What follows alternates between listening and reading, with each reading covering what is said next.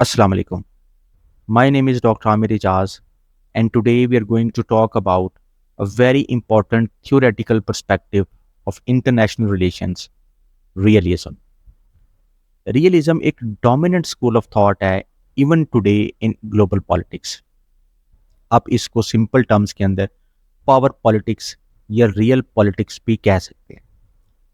Realist ये एक belief share करते हैं कि ग्लोबल स्टेज के ऊपर सिर्फ रियासतें ही वाहिद रैशनल एक्टर हैं और ये रियासतें अपने नेशनल इंटरेस्ट के अंदर मोटिवेटेड होती हैं और इसकी मैनिफेस्टेशन वो मिलिट्री पावर और सिक्योरिटी की बुनियाद पे करती हैं, ना कि कोई मॉरल या एथिकल प्रिंसिपल्स के ऊपर। रियलिस्ट का बिलीफ ये भी है कि ह्यूमन नेचर जो है वो सेल्फिश है, वो कॉन्फ्लिक्ट ड्रिवन है, कंपेटिटिव है और इसी वजह से तमाम रियासतें भी इनहेरेंटली एग्रेसिव हैं और अपनी सिक्योरिटी के साथ ऑब्सेस है। और most importantly realism school of thought status को के अंदर बिलीव करता है। कोई भी ग्लोबल पर्सपेक्टिव के अंदर जब चेंज आएगा तो अलायंसेस शिफ्ट होंगे और वॉर या कॉन्फ्लिक्ट का खतरा पैदा हो जाता है। इसीलिए रियलिस्ट स्टेटस को पसंद करते हैं।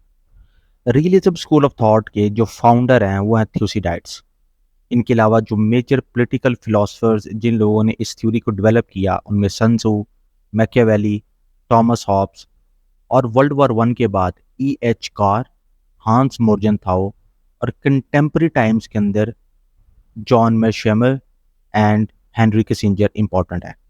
थ्यूसिडाइड अपनी book History of Peloponnesian War में कहते हैं कि मेन जंग की वजह between Athens and Sparta was because of the fear of Sparta, which translated to an important concept of realism, which is security dilemma. Machiavelli को रियलिज्म स्कूल ऑफ थॉट के अंदर एक सिनिकल एक्टर के तौर पे जाना जाता है। उनकी बहुत ही फेमस बुक प्रिंस है जिसमें उन्होंने काफ़ी रियलिज्म की पॉलिसीज़ को डिक्टेट किया है। लेकिन कंटेम्प्रेरी टाइम्स के अंदर जो रियलिज्म स्कूल ऑफ थॉट को सबसे ज़्यादा प्रोपोगेट जिन्होंने किया है वो है हांस मोर्जेनथाउ। इन्होंने 6 प्रिंसिपल ऑफ पॉलिटिकल रियलिज्म दी है अपनी famous book politics among nation. ये कहते हैं कि इंटरनेशनल रिलेशंस के जो लॉज हैं वो ह्यूमन नेचर के अंदर इनहेरेंटली इनग्रेन्ड है। वो कहते हैं कि जो इंटरनेशनल रिलेशंस के लॉज हैं वो आप ह्यूमन नेचर से डिराइव करते हैं और स्टेट्स जो होती हैं उनका पर्टिकुलर इंटरेस्ट हमेशा अपनी पावर को मैक्सिमाइज करने की तरफ होता है। हांस मोर्जेनथॉ कहते हैं कि जो रियासतों के मफादात होते हैं वो डायनामिक होते हैं, वो फ्लूइड होते हैं। रियासतें हमेशा अपने मफादात को ही परसू करती हैं लेकिन वो डिफरेंट टाइम्स में डिफरेंट होती हैं। उसकी सबसे बड़ी मिसाल कोल्ड वॉर के दौरान इंडिया और रशिया की रिलेशनशिप है। जैसे ही कोल्ड वॉर ख़त्म हुई इंडिया एक मेजर एलाय बन गया यूनाइटेड स्टेट्स का और अब इंडिया को बुलवॉक के तौर पे क्रिएट किया जा रहा है अगेंस्ट चाइना। दैट मीन्स जो कोल्ड वॉर के दौरान रशिया के साथ इकोनॉमिक और मिलिट्री लिंक्स थे इंडिया के, उससे ज़्यादा अब उनके इंटरेस्ट वेस्टर्न ब्लॉक के अंदर और यूनाइटेड स्टेट्स के साथ हैं चाइना को काउंटर करने के लिए। और दूसरी बात, हमेशा रियासतें अपने नेशनल इंटरेस्ट को नेशनल पावर की लेंस से डिफ़ाइन करती हैं।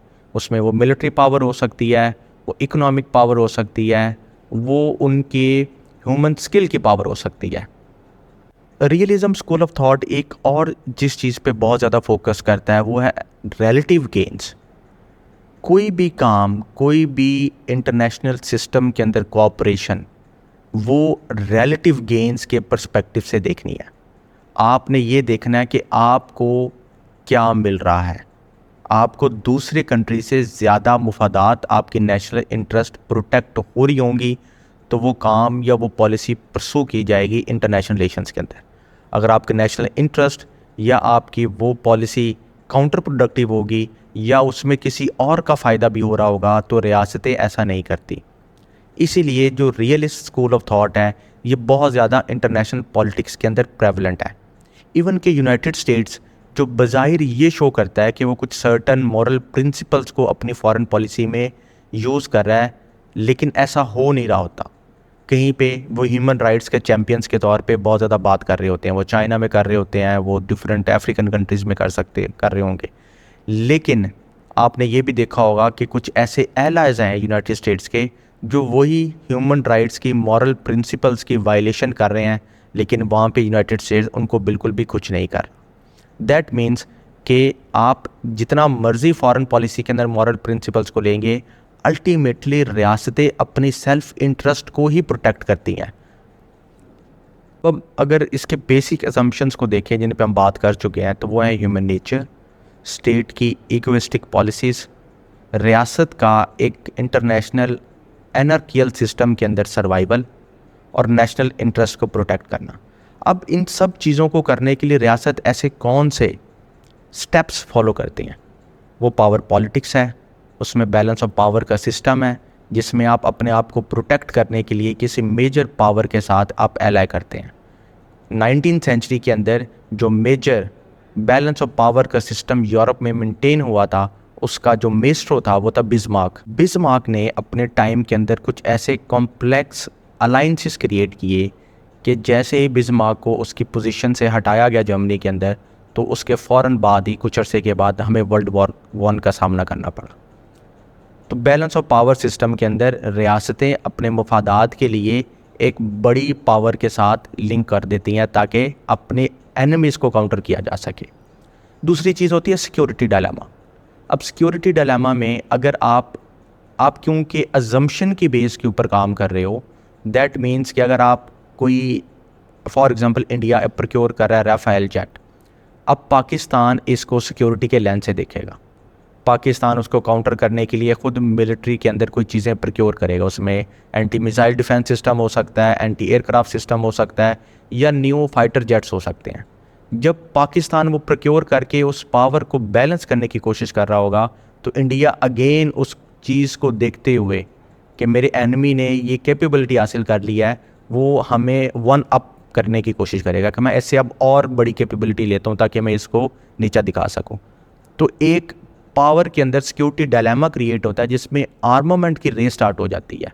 दोनों कंट्रीज जो हैं वो जंगी हथियार ख़रीदना शुरू हो जाते हैं। इसीलिए इंटरनेशनल रिलेशंस के अंदर रियलिज़म आर्मामेंट और डिसआर्मामेंट के ऊपर बहुत ज़्यादा बात करता है। फिर अलाइंसेस होते हैं आपके। अब मॉडर्न इंटरनेशनल पॉलिटिक्स के अंदर अलाइंसेस या आप जो डिफरेंट रीजनल ऑर्गेनाइजेशंस हैं उनको आप local balance of power system कह सकते हैं। वहाँ पे क्या हो रहा है कि वहाँ पे रियासतें अपने मफादात को भी प्रोटेक्ट कर रही हैं और अपने एनिमीज़ को कोई भी रिलेटिव गेन्स हासिल करने से उनको रोक रही हैं। अब रियलिज़म स्कूल ऑफ थॉट पे कुछ क्रिटिसिज्म भी बहुत ज़्यादा आता है, जिसमें डेमोक्रेटिक पीस थ्योरी के जो एडवोकेट्स हैं वो ज़्यादा क्रिटिसिज्म करते हैं कि जो जमहूरी रियासतें हैं, क्योंकि उनके अंदर जंग के कोई चांसेस नहीं है, तो आप रियलिज़म स्कूल ऑफ थॉट से ये चीज़ें एप्लीकेबल नहीं कर सकते उनके ऊपर। दूसरी तरफ स्कॉलर्स कहते हैं कि रियलिज़म ने बस रियासतों को ही इंटरनेशनल सिस्टम का एक वाहिद एक्टर जो है उसको इमेजिन कर लिया है, और मॉडर्न सिस्टम के अंदर कुछ और भी एक्टर्स हैं जो वेरिएबल रोल प्ले करते हैं, जिनको हम नॉन स्टेट एक्टर्स कहते हैं, जिनको हम इंटरनेशनल जो गवर्नमेंटल ऑर्गेनाइजेशन है NGOs हो गई होंगे। एक और क्रिटिसिज्म जो है वो ये है कि जब आप ये अज्यूम कर लेते हैं कि इंटरनेशनल सिस्टम अनकोऑपरेटिव है, ह्यूमन नेचर इगोइस्टिक है, तो रियलिस्ट जो है वो इनकरेज करते हैं कि आप सस्पिशन, पावर और फोर्स यूज़ करो, और इससे क्या होता है कि आपके इंटरनेशनल सिस्टम के अंदर अनस्टेबिलिटी आती है। और रियलिज़म स्कूल ऑफ थॉट को पेसिमिस्टिक स्कूल ऑफ थॉट भी कहा जाता है। ये कन्फ्रंटेशनल नेचर का है और ये यही अज्यूम करता है कि अल्टीमेटली जंग होनी है, तो इसको पेसिमिस्टिक नेचर को भी क्रिटिसाइज़ किया जाता है। दूसरी जो सबसे इम्पोर्टेंट बात है कि रियलिज़म स्कूल ऑफ थॉट ये नहीं प्रिडिक्ट कर सका कि कोल्ड वॉर ख़त्म हो जाएगी और उसके बाद एक यूनिपोलर या मल्टीपोलर वर्ल्ड ऑर्डर जो है उसका क़याम वजूद में आएगा। और Samuel Huntington clash of civilisation के अंदर न्यू इरा और न्यू वेव ऑफ कॉन्फ्लिक्ट को प्रिडिक्ट कर रहे हैं।